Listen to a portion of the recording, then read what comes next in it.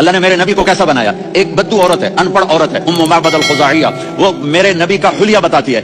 وہ کہتی ہے اپنے خامد کو کہ ابو معبد، ایک شخص آیا تھا، مجھے یوں لگا جیسے 14ویں کا چاند کپڑے پہن کے زمین پہ اتر آیا ہو.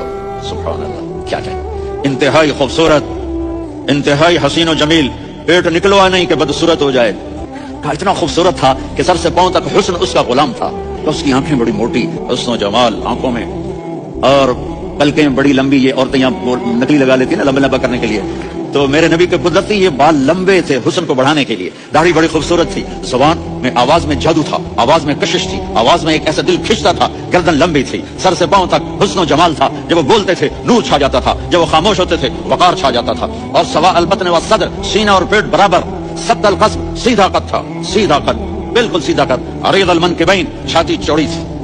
طویل الزندین، بازو لمبے تھے. رہبر راہا، یہ ہتھیلی بڑی چوڑی تھی. چوڑی ہتھیلی سخاوت کی نشانی ہوتی ہے. رہبر مسیح القدمین، پاؤں اتنے نرم